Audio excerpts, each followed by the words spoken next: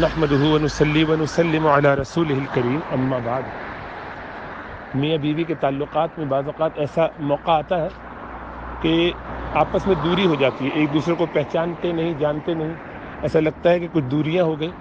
کبھی کبھی شیطان یہ چاہتا ہے کہ دلوں میں دوری رہے اور آپس میں نفرتیں پروان چڑھیں، اور وہ اس پر زیادہ خوش ہوتا ہے۔ چنانچہ حدیث رسول صلی اللہ علیہ وسلم، اس میں شیطان اس پر زیادہ خوش ہوتا ہے کہ میاں بیوی میں جدائی کرا دے۔ بہرحال یہ ایک مسئلہ ہے، لیکن یہ ایک ایسا معاملہ ہے کہ جس میں کبھی کبھی آپس میں اتنی دوری ہو جاتی ہے کہ اس کو دوبارہ سنبھالنا مشکل ہو جاتا ہے۔ کم از کم وقتی طور پر اس میں کچھ علیحدہ ہو جانے ہی میں عافیت نظر آتی ہے۔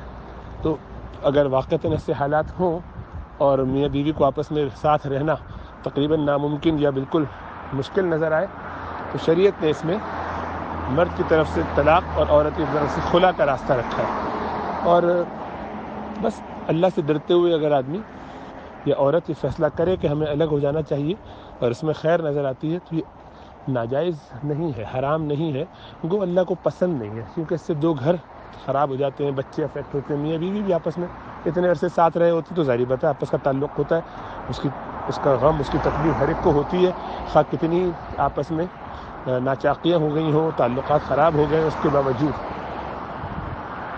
کیونکہ نئی زندگی ہر دفعہ شروع کرنا اتنا آسان کام نہیں ہوتا۔ عمر ڈھلتی جاتی ہے، زمانے ایسے ہیں کہ اس میں بیماریاں ہیں، حالات ہیں، اور دنیا کا کچھ پتہ نہیں ہے۔ ابھی یہ کرونا وائرس کے 2 سال ایسے گزرے کہ پتہ نہیں کیسے کیسے لوگ دنیا سے چلے گئے، بالکل فٹ فاٹ صحت مند تھے۔ تو آگے جو کیا بیماریاں ہیں اور کیا مشکلات ہیں دنیا میں، قیامت کتنے قریب نظر آتی ہے، تو پتہ نہیں دنیا میں یہ رہ کتنا گیا ہے معاملہ ہمارا، عمر کتنی، اور ایسا نظر آتا ہے کہ شاید بہت لمبی عمر ہوگی، لیکن حقیقت یہ ہے کہ بڑی حتمی بات نہیں ہوتی کہ کون کتنا عرصہ دنیا میں رہے۔ دنیا میں تو ہمیں بھیجا اس لیے گیا ہے کہ ہم تیاری کریں اور آخرت بنائیں اور نکلیں۔ وقتی ہے، امتحان میں بیٹھے ہوئے، امتحان گاہ میں کوئی اگر کچھ تکلیفیں وغیرہ ہیں بھی تو اس پر صبر کر کے اجر جمع کریں اور اللہ کے حضور پہنچنے کی تیاری کریں، کیونکہ کوئی شخص آپس کے تعلقات میں جتنے بھی خراب ہو جائیں آپس کے تعلقات، کوئی عورت نیک ہو اور میاں خراب ہو، اور ایسا ہوتا ہے کہ مرد حضرات زیادتی کرتے ہیں، ڈیل کرنا ان کو نہیں آتا۔ آج کل مردوں میں وہ صلاحیت نہیں ہے کہ وہ گھر کے معاملات کو سنبھال سکیں، سمجھ سکیں، عورتوں کے جذبات کا خیال رکھ سکیں۔ انہیں اللہ نے جو ایک مقام دیا ہے وہ اس کو یہ سمجھنے لگتے ہیں کہ ہم بس بادشاہ ہیں، گویا خدا نخواستہ رب ہے، بالکل ہی مالک ہے، جس طرح چاہیں ڈیل کریں۔ تو اس میں کبھی وہ زیادتی کرتے ہیں، ظلم کرتے ہیں اور ناجائز فائدہ اٹھاتے ہیں۔ اللہ نے جو ان کو ایک طاقت دی ہے جسمانی یا مال کمانے کے حوالے سے، تو اس لیے ایموشنل بھی بہت زیادہ پریشان کرتے ہیں۔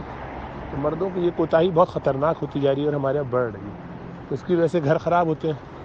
بعض اوقات عورتوں میں ٹیمپرامنٹ کا مسئلہ ہو جاتا ہے، وہ چیزوں کو برداشت نہیں کر پاتی اور ٹیکل نہیں کر پاتی۔ اچھا، اب مسئلہ یہ ہے کہ پرانے زمانے میں یہ ہوتا تھا کہ سب چونکہ ویل نیٹڈ فیملی تھی، ادھر کوئی مسئلہ ہوا، ادھر اماں ابا بھائی بہن رشتے دار، وہیں قریب میں محلے کے پنچایت کوئی امام مسجد کا دوست احباب، کچھ نہ کچھ لوگ بیچ بچاؤ کرا کے معاملات سنوار دیتے تھے، حالات اچھے ہو جاتے، گھر کے اندر ہی اندر بات سیٹ ہو جاتی تھی اور لوگ گزارا کرتے تھے۔ اس لیے طلاق کی شرح اتنی عام نہیں تھی۔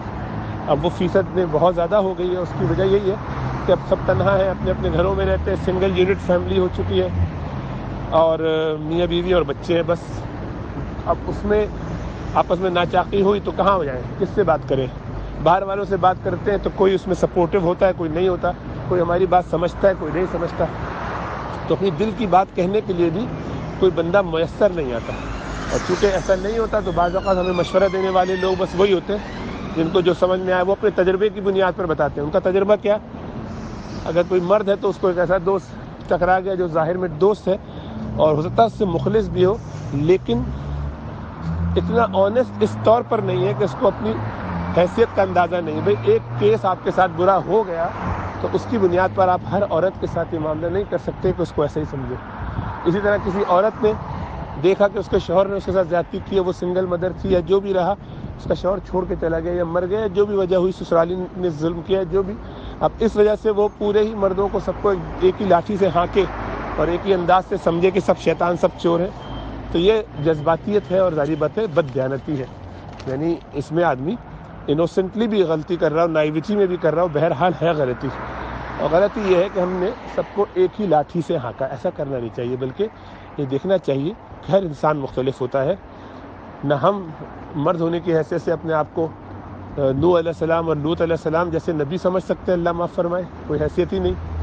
تو وہ اپنی بیگمات کے ساتھ جب گزارا کر سکتے ہیں، اور نہ اسی طرح کوئی عورت اپنے بارے میں خیال کر سکتی ہے کہ وہ حضرت آسیہ علیہ السلام کی طرح ہو سکتی ہے کہ جو فرعون کے ساتھ گزارا کر سکتی ہے.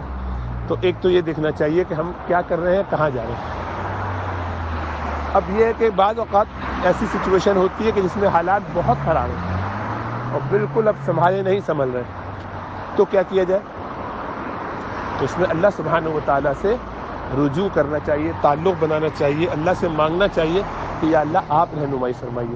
مجھے تو اس سچویشن میں یہ سمجھ میں آ رہا ہے، آپ بتائیے کہ مجھے کیا کرنا چاہیے. اللہ سے بات کرے، مرد ہو تو وہ بھی بات کرے، عورت ہو تو وہ بھی بات کرے، اور اپنی انا کو پیچھے کر دے، سرنڈر کر دے. یہ نہ سمجھے کہ میں اگر مرد ہوں تو میرا ہی روب اور زور چلنا چاہیے، میری بات مانی جائے. یا عورت یہ سمجھے کہ نہیں میں اپنی بات سمجھاؤں مناؤں.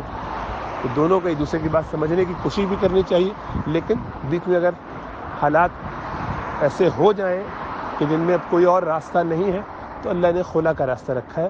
تو اگر کوئی خلا کی درخواست کرتا ہے، یعنی کوئی عورت ایسا کرتی ہے یا مرد طلاق کا فیصلہ کرتا ہے، تو اس میں بھی بہرحال اہل علم سے، علماء سے، کاؤنسلر سے ڈسکس کرنا چاہیے اور ان کی رہنمائی میں پھر آگے چلنا چاہیے، تاکہ آگے بھی شریعت کے تقاضے پورے ہوں اور ہم اپنے آپ کو بڑی کسی غلطی یا مشکل سے بچا لیں.